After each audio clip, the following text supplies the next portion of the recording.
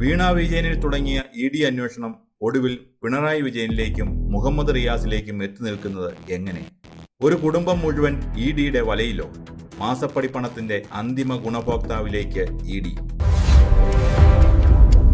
വീണ വിജയന്റെ IT കമ്പനിയായ എക്സാലോജിക്കിൽ മാത്രം ഒതുങ്ങി നിന്ന ഇ ഡി അന്വേഷണം ഇപ്പോൾ കേരളത്തിലെ ഏറ്റവും ശക്തമായ രാഷ്ട്രീയ കുടുംബത്തിന്റെ വേരുകളിലേക്ക് നേരിട്ടിറങ്ങി ചെല്ലുകയാണ്. അന്വേഷണം ഇപ്പോൾ വീണ വിജയനിൽ മാത്രം ഒതുങ്ങുന്നില്ല.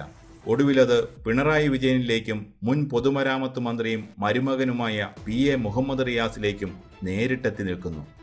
ഇവരുടെ രണ്ടുപേരുടെയും ബാങ്ക് അക്കൗണ്ടുകളും കഴിഞ്ഞ ഏതാനും വർഷങ്ങളിലെ ആസ്തി വിവരങ്ങളും ഇ.ഡി. അതീവ രഹസ്യമായി നിരീക്ഷിച്ചു വരികയാണ്. വീണ വിജയനെ വീണ്ടും ഇ.ഡി. ചോദ്യം ചെയ്തേക്കും. മുമ്പ് 2 തവണ ചോദ്യം ചെയ്തപ്പോഴും വീണ നൽകിയ മൊഴികളിൽ കടുത്ത പൊരുത്തക്കേടുകൾ ഉണ്ടെന്നാണ് ഇ.ഡി. വ്യക്തമാക്കുന്നത്. CMRL കമ്പനിയിൽ നിന്നും പിടിച്ചെടുത്ത ഡിജിറ്റൽ തെളിവുകളും ബാങ്ക് സ്റ്റേറ്റ്മെന്റുകളും നിരത്തിയായിരിക്കും ഇത്തവണത്തെ ചോദ്യം ചെയ്യൽ. പിണറായി വിജയനും കുടുംബവും ഒന്നടങ്കം ഇ.ഡിയുടെ നിരീക്ഷണ വലയത്തിലായിരിക്കുകയാണ്. മുൻ പൊതുമരാമത്ത് മന്ത്രി മുഹമ്മദ് റിയാസിലേക്ക് ഇ.ഡിയുടെ അന്വേഷണം എത്തുന്നുവെന്നതാണ് ഈ കേസിലെ ഏറ്റവും പുതിയ വഴിത്തിരിവ്. എങ്ങനെയാണ് ഇ.ഡിയുടെ അന്വേഷണം മുൻ മന്ത്രി മുഹമ്മദ് റിയാസിലേക്ക് എത്തുന്നത്? അത് വളരെ എളുപ്പത്തിൽ തിരിച്ചറിയാൻ ചില ഡേറ്റുകൾ പരിശോധിച്ചാൽ മതി. 2017 മുതൽ 2020 വരെയുള്ള കാലയളവിലാണ് വിവാദമായ തുക വീണയുടെ അക്കൗണ്ടിൽ എത്തുന്നത്. 2020 ജൂൺ മാസത്തിലായിരുന്നു മുഹമ്മദ് റിയാസും വീണ വിജയനും തമ്മിലുള്ള വിവാഹം നടക്കുന്നത്. ഇ.ഡി. ഇപ്പോൾ പ്രധാനമായും പരിശോധിക്കുന്നത് ഒരൊറ്റ കാര്യമാണ്. CMRLൽ നിന്ന് എക്സാലോജിക്കിനും വീണ വിജയനും ലഭിച്ച ഈ കോടിക്കണക്കിന് രൂപ പിന്നീട് മുഹമ്മദ് റിയാസിന്റെ ബാങ്ക് അക്കൗണ്ടുകളിലേക്ക് മാറ്റിയിട്ടുണ്ടോ? ഇത് വെറുതെ ഒരു ഊഹത്തിന്റെ അടിസ്ഥാനത്തിൽ പറയുന്നതല്ല. കഴിഞ്ഞ ദിവസങ്ങളിൽ മുഹമ്മദ് റിയാസിന്റെ കോഴിക്കോട്ടെ കുടുംബവീട് കേന്ദ്രീകരിച്ച് ഇ.ഡി. ഉദ്യോഗസ്ഥർ അതീവ രഹസ്യമായി പ്രാഥമിക വിവരശേഖരണം നടത്തിയിരുന്നു.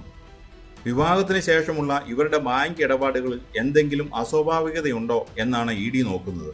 വീണ വിജയന്റെ സാമ്പത്തിക കൈമാറ്റങ്ങളിൽ ഭർത്താവ് എന്ന നിലയിൽ റിയാസിന് എന്തെങ്കിലും പങ്കുണ്ടോ എന്നും കേന്ദ്ര ഏജൻസി പരിശോധിക്കുന്നു.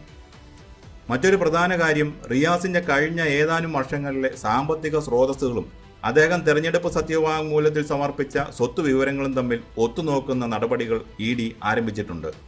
ഒരു ജനപ്രതിനിധി എന്ന നിലയിൽ സമർപ്പിച്ച ആസ്തി വിവരങ്ങളും യഥാർത്ഥ ബാങ്ക് അക്കൗണ്ടുകളിലെ പണത്തിന്റെ ഒഴുക്കും തമ്മിൽ എന്തെങ്കിലും പൊരുത്തക്കേടുണ്ടോ എന്ന് കണ്ടെത്തുകയാണ് ലക്ഷ്യം. എക്സാലോജിക്കിൽ നിന്ന് റിയാസിന്റെ അക്കൗണ്ടിലേക്ക് നേരിട്ടോ അല്ലാതെയോ പണം എത്തിയിട്ടുണ്ടെങ്കിൽ റിയാസിനും ഈ കേസിൽ നിന്ന് ഒഴിഞ്ഞു മാറാനാകില്ല. അത് റിയാസിന്റെ രാഷ്ട്രീയ ഭാവിക്ക് തന്നെ വലിയ തിരിച്ചടിയാകും. ഈ അന്വേഷണത്തിന്റെ ഏറ്റവും വലിയ ആഘാതം ചെന്നെത്തുന്നത് പ്രതിപക്ഷ നേതാവായ പിണറായി വിജയനിലാണ്. എക്സാലോജിക് കേസിലെ സാമ്പത്തിക ഇടപാടുകളുടെ അന്തിമ ഗുണഭോക്താവ് പിണറായി വിജയൻ തന്നെയാണോ എന്നതിലേക്കാണ് ഇ.ഡിയുടെ അന്വേഷണം ചെന്നെത്തുന്നത്. അന്ന് മുഖ്യമന്ത്രിയായിരുന്നപ്പോൾ തന്റെ ഭരണ സ്വാധീനം ഉപയോഗിച്ച് കരിമണൽ കമ്പനിക്ക് വഴിവിട്ട സഹായങ്ങൾ നൽകുക, അതിനു പകരമായി ലഭിക്കുന്ന പണം മകളുടെ കമ്പനിയുടെ അക്കൗണ്ടിലേക്ക് മാറ്റുക, ഇങ്ങനെയൊരു കാര്യം നടന്നിട്ടുണ്ടോ എന്നാണ് ഇ.ഡി. അന്വേഷിക്കുന്നത്.